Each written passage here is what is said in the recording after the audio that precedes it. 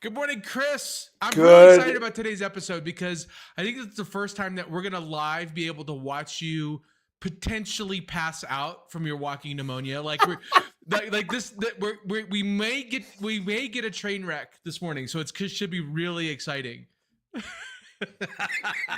Oh, it's fine. It's fine, Anthony. I'm fine.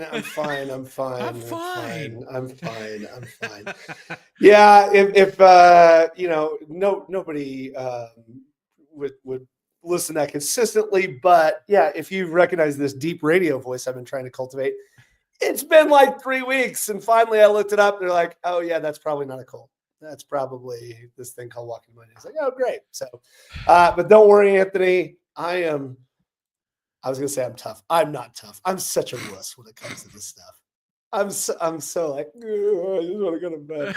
Anthony, when Percy Shaw invented cat's eye road reflectors in 1933, critics said they were unnecessary.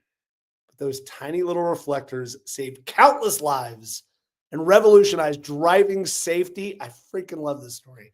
Proper positioning turned small invention into a massive success. Today on How to Founder, we're talking about crafting irresistible positioning. I'm Chris Franks. This is Anthony Franco. Good morning. I'm reading your show notes. It says, and today is my handsome co-host. Yeah, I put that in there for you, Chris. Yeah, okay. I put that in there for you. It's just, I am not Ron Burgundy. Just reads a helicopter. We're joined by an incredible guest that apparently, even though she doesn't know how to cook gumbo, we're all going to go eat gumbo later. I think that's the main thing. Her name is Shahar, is a Brazilian-born explorer who loves bears. I love bears, geocaching, and unraveling the human mind. By blending AI insights with hands-on businesses experience, she helps founders craft irresistible offers that leaves competition in the dust. Shahar, welcome. Thank you for joining us. It is great to join you. We didn't even talk about this in the Shahar, winter has come. Ned Stark would be proud because winter has come here to Colorado, and you're sitting in Puerto Rico. What's it? Probably 75 degrees, like 80. Yeah, I think it's more in the 80s. Probably lovely. Do you currently have the air conditioning on? I have. Oh my God, Anthony! It's 365 days. No, I am jealous. All right, so let's just start really high level. Explain what positioning is. Explain why it matters to me as a founder, and just give me a hint of what irresistible positioning means.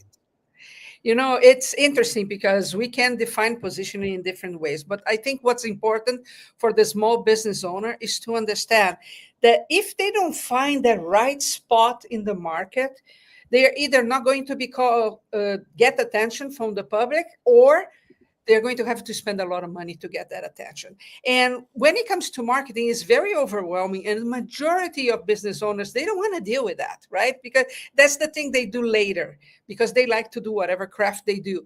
So we have to be aware that the more I understand how the consumer behaves and want things, the easier it's going to be for me. All the other things are very important too, the branding, the colors, the logo.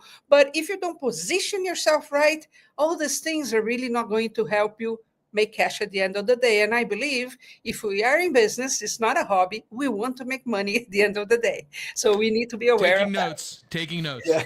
What is this thing you call money? Yeah, what is that? It's that thing that entrepreneurs, some days we have a lot, some days we don't have anything. Some days we're thinking, I'm not going to sleep tonight. But yeah, the challenge, I think, is what drives most entrepreneurs, right? The challenge of accomplishing something, but money has to be in that picture as well. I hear that, Anthony. have you ever made any of this thing called money? I don't really know. Color is that? I don't know what this is. This is just such a new concept to me. No, I ask made a Gen enough, Zer what it is. They to don't know it. gain a lot of weight, so I've made enough to buy some really bad food. I think that how long did each of you have you guys set New Year's resolutions, and it's always to eat better? Mine hasn't even started yet. I've already given up before I even started. So I think I need a reboot. Yeah, for me, my New Year's resolution doesn't start until next Monday. So I'm I mean, as a college teacher, I just start when the semester starts. It's like, it's a couple more weeks away. There you go. Okay, can I be the serious mind in this topic then? Sure, Instead please. of making New Year's resolution, why don't we make promises? Because the problem with resolution is I can quit at any point I want. So march out of the academy, right? With a promise, if you break a promise, you're not being ethical with yourself. Dang, so I want, how meta is that, right, Chris? Because what Shahar did was just positioned New Year's resolutions. Yep. She made a New Year's resolution irresistible. That is pretty good. All right. What I want is, Shahar, how do you define positioning? So the way I define is you are in a position that people will catch your attention, because that is very, very hard to get today. Imagine that the average American has an attention span of 3 seconds. That is less than a goldfish in your aquarium. Your goldfish will pay more attention to you than anybody out there, and you're trying to sell them stuff. Not only that, today it takes about 18 touches for them just to notice you. Remember when marketers used to say, oh, you have to touch them at least 3 times for them to buy from you? Today is 18 for them to notice you. So, you either do it right, or you're going to be working a lot harder to get their attention. And, and this is about to get a lot worse, because we are already being flooded with all types of informations, fake and not fake, and we have to sort through that. So if you want to show up to a market, you better have, first of all, a very irresistible promise. And what most entrepreneurs get it wrong is that they think is to say their mission, to say, what they are about, and nobody cares what you're about. Really, nobody. You're absolutely right. That is right. Yeah. You're absolutely right. So it's important to have a mission, but leading with that. No, you have to have a irresistible promise to your market that is about who they become by buying from you. So if you're a coach or consultant, who I become when I'm working or even listening to you. If they come here to your podcast and they don't go to all the other hundreds of podcasts out there, there is a reason behind that, something that relates to them, to their lives. Right? So we need to have that irresistible promise to them. For example, Harley Davidson has something like, the motorcycle is for machos or machos wannabe that want to go in an adventure. That's not their mission. That's their promise. And that's exactly what you see if you are in Utah or in Colorado, right? Sunday is the time for all of them to get their bikes. So that's how you need to position yourself in the market and not try to be like everybody else, because that never worked. Wait a second. There's other podcasts, Anthony? Can you believe that? I was what? God, man, my mind is being blown this morning. All right, no. So I think I get it. I think I understand. The key here is, as founders, what we need to do is to start to think about, first and foremost, about our customers, and we need to start thinking about how we stand out. I'm looking at some statistics here. They're kind of mind-blowing, but said businesses that trigger a specific emotional trigger see up to 200% increase in engagement. It is I'm fond of saying it is the noisiest environment of all time. Mm-hmm. And there is this idea, Anthony, and we've talked about this in the past. When we came up, it was just about build a great product and people will figure you out, right? Like people will find you, just focus on building a great product. In your experience, Anthony, how do we start to, even before we start a company, start to think about these foundations of positionings that Shahar's talking about? Well, I think this is something I honestly struggle with. I tend to be very I tend to not be the typical buyer, and so therefore I craft messaging that would work for me, which is not the right way to craft positioning, right? What Shahar is saying is really fascinating, and that is you kind of have to get the person that you're speaking to, your customer, to picture in their mind's eye who they are with your product, and that who they are. Now, it sounds easy. It's not easy, but that is the fundamental. That's the foundation of irresistible positioning. I want to learn. I just want to hear more about how do we do that? I think it's a really good point. And Shahar, I'll get a little bit more geeky here because I think it's a fun opportunity for us, which is in the world of more psychologically based marketing or consumer behavior. I've always learned it as the gap, and so trying to create the gap in the consumer's mind about what it is that they're missing and how their life could be different with your solution in place. It's a little bit more nerdy, but it is a foundational concept when you're starting to think about that positioning. Mm-hmm. How do I, as a founder, start to think about what it is that not necessarily what my product or solution does, but what it does and how it benefits the customer? Yes, I do need to understand how the customer wants, right? Because I can spend my life trying to find the right gap and even get the right gap, but then I cannot call their attention to my product, right? So you touched the point before that I think it's crucial, the emotion. We need to understand how we deal with emotions in our perception of value. So for example, tests have proven that McDonald's coffee is better than Starbucks. But McDonald's coffee is what, $1? Starbucks is $6, $7, $8, however much it is. I think it's $27 now. I think a cup of coffee now costs $27 at Starbucks. I'm very happy I don't drink coffee then. I'm saving a lot of money. But that's why I don't have any money, Shahar. I love coffee too much. So you see the difference is there is an emotional connection with Starbucks, right? If you think Starbucks before, you would go there with your laptop, you would feel cool, you would listen to bossa nova, right? You were the best in town, so geeky, working from Starbucks. That created an emotional connection with that type of consumer that lasts to today, even though Starbucks is very different than it used to be. So it doesn't matter that I have a better coffee someplace else, I'm going to pay more for this one. So when I'm positioning a product, I need to see, okay, am I positioning this as a commodity, another soda, another coffee, another whatever, because there's no emotional connection here. So I have to base my everything that I do in the price.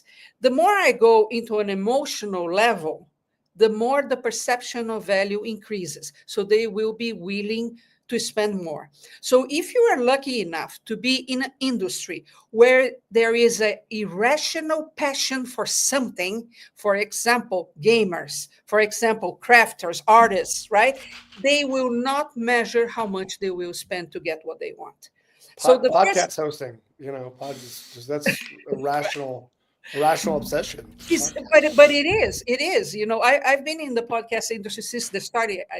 I had my podcast before, and it's exactly that. We are driven by passion, and then we get to know about the best microphone nowadays, the best camera, blah, blah, blah, blah, but we do it because we like it. Everything becomes secondary. That's when you have an irrational passion. If somebody comes now at CES with a AI microphone, you're going to get it because your podcast deserves it. Right? Anthony has already ordered 5 of those. Anthony, how much have you spent in your life on audio video equipment? Right, and exactly. Since your wife does not listen to this show, you can admit it.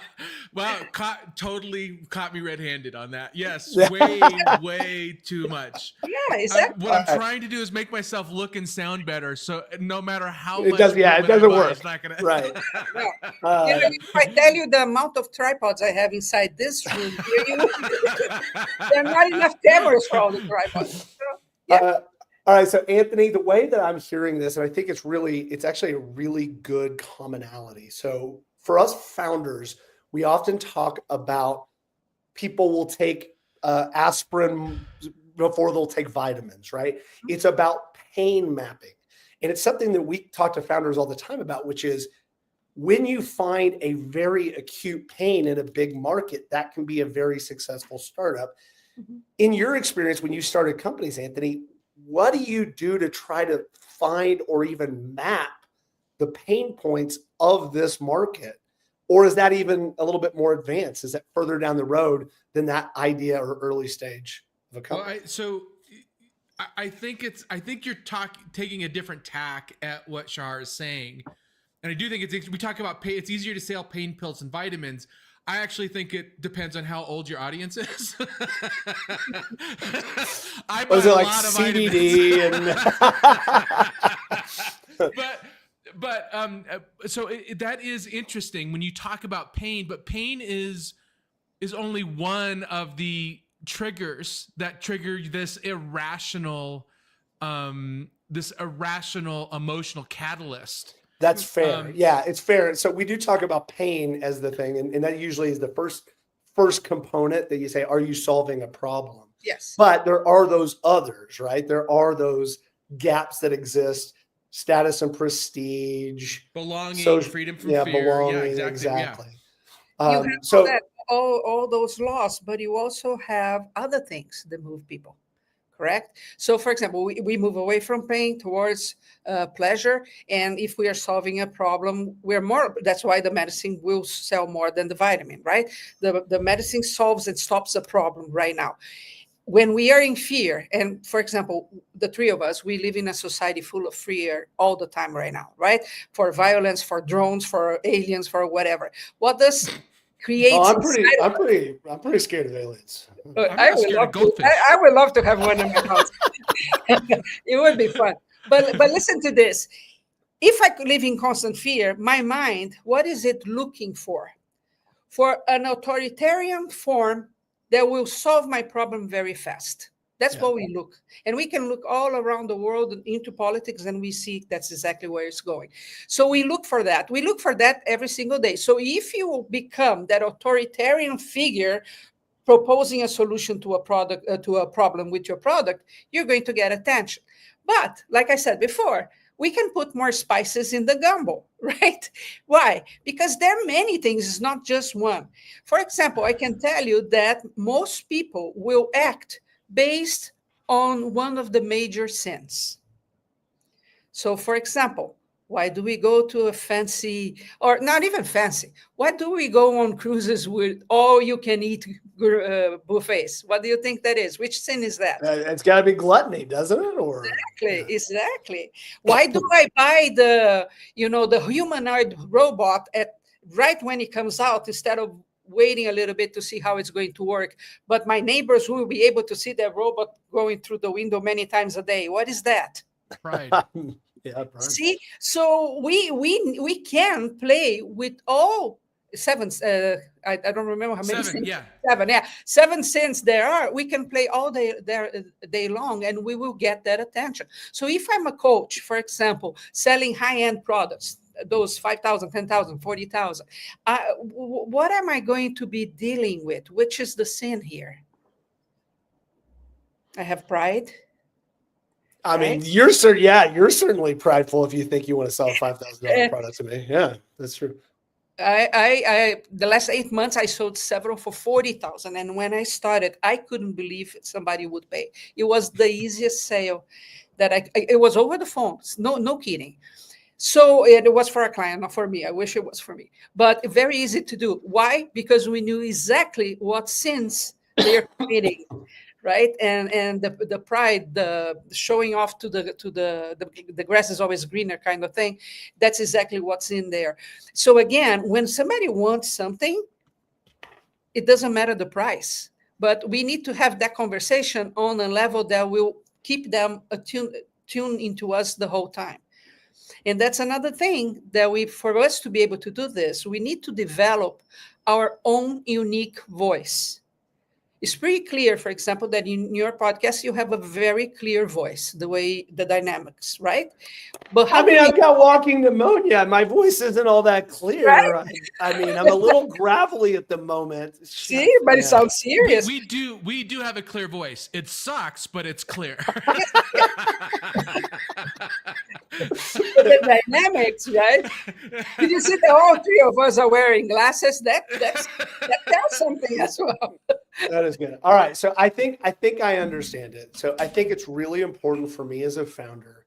I've got to look at those really base level core motivations about what my company does, and really, and you know, I think we've hit this now a bunch of times on the podcast, Anthony, which is really focusing and orienting what we're doing in both product development and marketing and brand development on what our consumers need. Now, that is easy to say, but it's harder to do, Shahar. So let's talk about for a second, as an early stage company, I understand what I want to try to build. I understand which market. How do I start to actually do the work of positioning myself to take advantage of these really base level emotional gaps as we've been discussing? Well, we have to find what are we going to touch. So is it fear? Is it's the sins or what it is? I need to find. By the way, there's more than 7. Anthony invented at least 3 more. Okay. So okay, we can incorporate them for sure. I'm innovative. And then we have to find our unique voice, because however we are going to communicate needs to be unique, because especially the small business owner, they're going to have to use social media. And if they think they're going to put their beautiful logo on social media and create some videos talking how amazing they are and go somewhere, they're not. So you have to craft that. But the third most important thing is really to make an analysis of who is your ideal customer. And when I talk about your ideal customer, is in details. So I don't sell for men. I don't sell for seniors. It's specifically, I need to know everything, because, and there are exercises for you to do that. When you come to the end, you will be able to tell what's the 3 biggest desires that this customer has, and what's the 3 biggest fear that they have. And that's what you're going to work with. But how can I know? Right, Anthony, are you married or single? I am married to my wife's chagrin. Yes. Happy married? I just, for a second, I was like, wait, your wife's not named Chagrin. Oh. No, you have- I love being married. I love my family. Good. Yeah, absolutely. You have kids what love it. age? 7 and 9. 7 and 9. So I can tell from the beginning, right, that you're both. Are you guys employed? You're the only rebel in the family. How does it work? So am I? So is my wife employed? Uh-huh. Yeah, no, she's stay at home. I pretend to earn money. Okay, so we can see just from one question, right? Basically, one question that you have growing up kids. They are already in school, but probably in public school. Just by analyzing that, and we are not going to go deep, I can tell how much money is going out every month or not, and how much disposable income you have. Now, just because you have a podcast, I can say you are an innovator and you are an entrepreneur. So I can also say that you are more comfortable with risk. Hopefully only calculated risk, because the good entrepreneur takes calculated risks, not just risks. And from there, I can start crafting what kind of day-to-day life you like to have. Now, if you are an accountant employed 9 to 5, we can turn that story to the other side. This guy likes security. He likes stability. He likes structure. So I cannot come with the, get rich quick thing, or this is going to scale your business overnight if you just do these 3 things, because that's not what they are looking for. They are looking for you to show them systems, planning, structure, because they are looking into safety the whole time. So and that was one question. There are several. So we need to go through that to really know who we are catering to. And what I usually hear from entrepreneurs is, no, but if I do this, only this type of people will come into my store and the others will not. That's not true.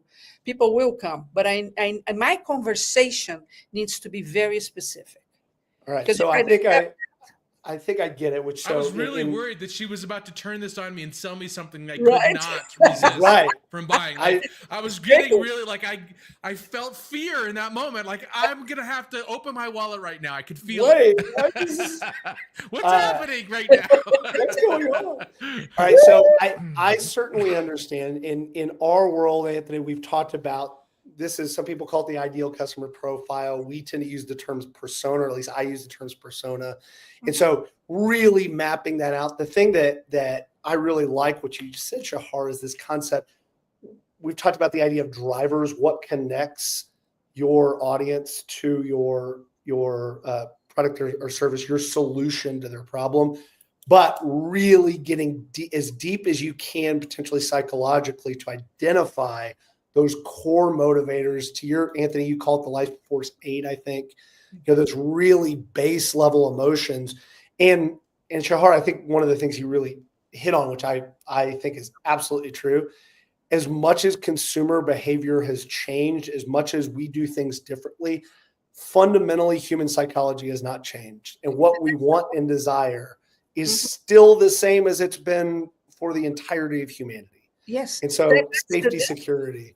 That's the difference, Chris, of you spending thousands and thousands of dollars in marketing or not spending, because we target the same things, right? The fear, the pleasure, all these things. But when I'm talking to the limbic system, so that part where we have the amygdala, where I have fear, right? Where I'm still looking if the cyber tiger is going to come out, and if I have to fight or fly, I'm still looking for that. Well, then is another thing, because this doesn't change.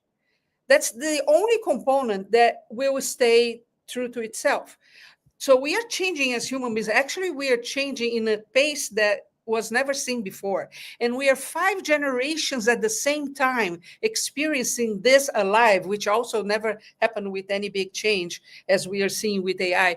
So yes, all this will change, but that core of our brain is not going to change. And this is what we are really targeting when we are talking about the positioning. I like it. So here's what the advice that I have so far, Shahar, and just make sure that I'm on track, which is really get deep in mapping who that ideal customer profile is. I usually say, Shahar, start with one. I call that the prime persona. And then if you want to map some more, you can. But really make sure you know who your first target is. Is that what you would advise as well? Yeah, because I can have 3 personas. I can have 3 avatars, however you call, but it's going to cost me. I'm a business. Yeah, it's always more expensive. Balancing that. So if I get the right person first, I can explode, and then I adjust. It's not just for this type; it's also for that type. I move on, right? But I have to think. If I'm a small business, if I have all the money in the world, I can play a different ball game. But we are talking to founders, right? To small business owners. Yeah. Almost by definition, we have resource constraints. We do. I mean, want it or not. And even when we do have a little bit more, marketing is not usually where we want to spend it. Right. So we have to be aware of what we are going to do there. And because the business is all about us, I think we need to be very aware that all the words, everything that we do is all about them. And that's what you don't see usually. If you go to a networking meeting, and I bet you've been to many, people stand up, I do this and this and that. My business does this and this and that. It's all about them all the time. And by your turn, you're already sleeping, right? Because it's boring as hell. Nobody cares about you. The sooner you understand that, the better. They will care about you if your principles are aligned in a very high level with their principles. And the younger the generation you sell to, that is even more important. So if you're selling to Gen Zers, you better be very clear on what do you believe in? What are your main principles? What is your purpose? Simple things as you have a restaurant. Can you have an AI in your menu that will show how the food is prepared, or the local businesses that you buy from? This needs to be extremely clear, especially with the younger generation. But right now, we are all paying more attention to that because the pandemic and all the changes that made into us made us realize that all those Christmas lights in the garage really have no meaning if I don't have a family there with me. What a good analogy, that one. We've been talking about gumbo, now Christmas lights. Right? We can go all around the States. And now I'm hungry and want to take down my Christmas lights. It's strange. All right. So I think I just want to get one more point here. So I understand this. I love the idea. The work that you do even before you start your company on identifying your values. Anthony, we've gone through some of this stuff. It's really critical because that tends to be some of the stories that we tell to try to connect those two. So if I've got customers on one side that have needs and desires, and that they're looking to satisfy these needs and desires, these wants, these core drivers. And on this side, you have your value system. Positioning is what sits in the middle to be able to tell these customers in a way that they'll listen to and understand what those values and core beliefs are.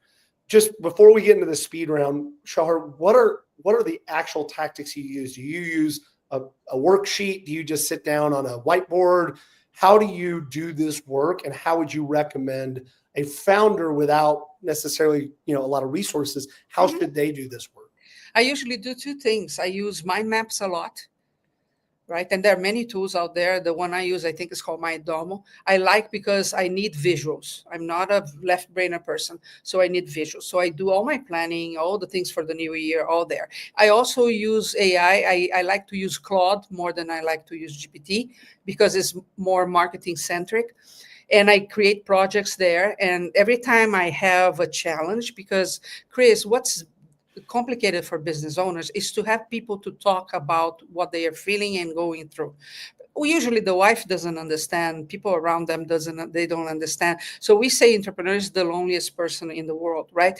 So the reason why we had the podcast. Exactly. But it is exactly. But I can also use an AI tool to brainstorm a little bit, right? And say, I'm going through this challenge.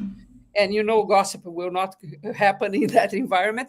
And how can I go with this, right? And use that. But I think the most important part is really to understand that the massive changes we are seeing now is causing our human to be very needy. And why is that? First of all, because we are isolating ourselves more and more and more. This is why podcasts like this are important. We need to keep connection to humans. This is about to get a lot worse. Meta started releasing today the fake AI friends. Well, they are going to say everything that I want. I'm not going to need to block them if they vote for the wrong candidate, but they're not real. And I don't see a purpose of social media without social. So we are going to see a shift here. But what I see now is a very lonely person. 1 in every 5 Americans think they are extremely lonely. And 1 in 3 Americans believe they have a real friend. So as a business owner, I need to understand that to know how to talk to them and understand that they're going to start to ask for hyper-personalization of everything. Because you know what? We are tired of being visible. We are tired of not being heard. And the older we get, the worse it gets. My age, for example, talking about AI, they say, a woman and that age cannot be true, right? So we are tired of this life of being isolated and invisible. So when we get in touch with something we want them to make us feel special. And in every single business, there is a way for you to do that without costing you a lot of money. Sometimes it's just keeping the communication going, right? Always in contact with your customers, always, until they die. And in our case, we have some that we continue because with the courses, we sell a lot to older ladies, right? And sometimes they die and the family gets in touch, and sometimes we continue the relationship. So always in constant contact. And you do have automation to make it easier for you, and it's not costly. For anybody out there that's particularly lonely, they're welcome to come and pick up socks and underwear in my house and not be particularly lonely. I mean, I've got a lot of stuff going on in my house, but mainly my job is to clean up after people. How you got the all right. socks and underwear? I will never know. I've got two boys, Shahar. Oh, one yeah. just left. One just went back to college. So my underwear on the floor, of course, it just dropped by. At CES, they just announced a robot that will go and pick up the socks I and underwear on saw floor. that. That might be the the solution one that picks up stuff. Yeah, I want so one. directly speaking to your sloth sin. Yeah. I think it's great. Okay, Shahar, we're going to go into the speed round, and then we'll kind of try to put a wrapper on this thing. So I'm going to ask you a couple questions. Just answer yes or no. Just quickly get to the point. We'll go through 4 or 5 questions. Are you ready, Shahar? For the speed round. Okay. Is it better to appeal to fear or hope? You make more money appealing to fear. Ooh, interesting. Should you ever pivot positioning without data, without some sort of indication of why you should pivot it? I'm an entrepreneur. I do that. It's natural. Yeah, I do it because I get bored. Natural. Right. Is a higher price point, is that always beneficial to a brand's positioning? No, but you have to see the resources that you have. I mean, if you enter the soda market and tries to undercut Coca, you're not going to last for a very long time. That's a very good point. Focus on the long-term brand loyalty or short-term buzz. Always with the existing customers. Always. Should social proof outweigh factual proof? Should I give people hard evidence or should I give people that emotional connection? You should give the emotional connection, but social proof, it means nothing if it doesn't come from the right source. Excellent. Anthony, really good conversation. What did you learn? What are you taking away from this? The first thing that I learned today is that I should be testing all of our messaging on goldfish first. And if that doesn't work, attention spans than consumers. Yeah, exactly. All right, so I love this notion of irresistible promise. Who do your customers become when they buy from you? I love that mental model. I think it's a key mental model. I like this notion of leveraging the 7 deadly sins. Now, there may be some ethical concerns about that, but leveraging pride, greed, lust, envy, gluttony, wrath, and sloth in how you think about what is that hook or what's that message is really, I like that actually better than the Life Force 8. So I'm going to totally switch my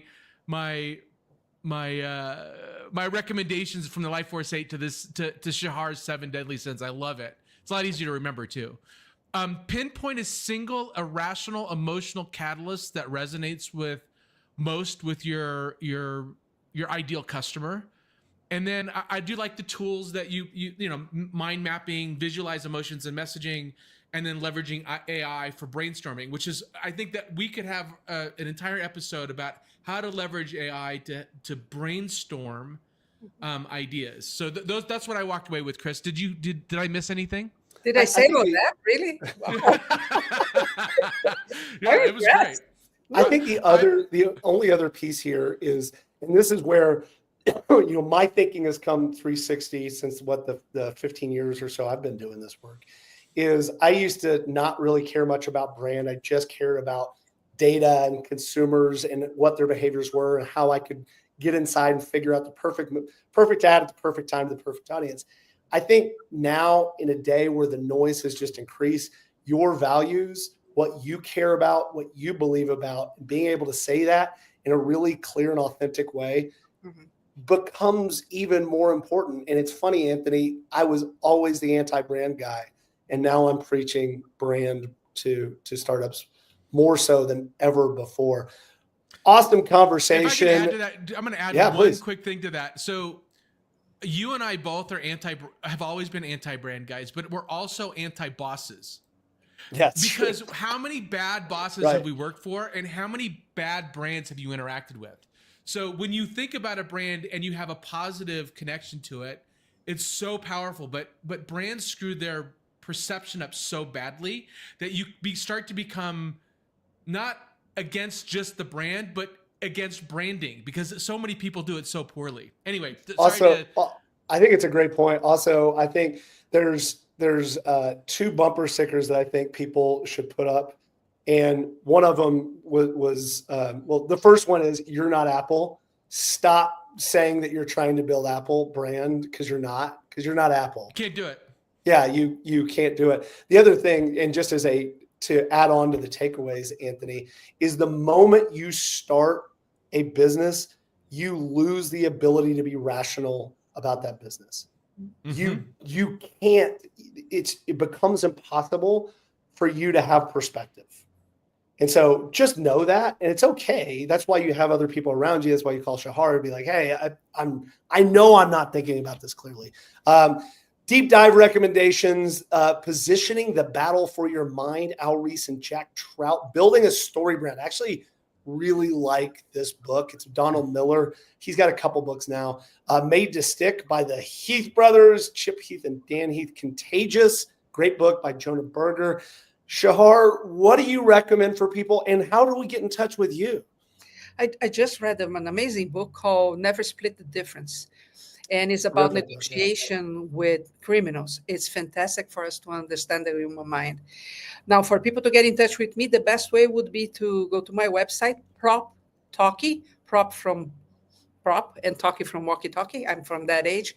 And if you scroll to the bottom, you will be able to get the Irresistible report, as well as the AI-driven consumer trends, all for free there.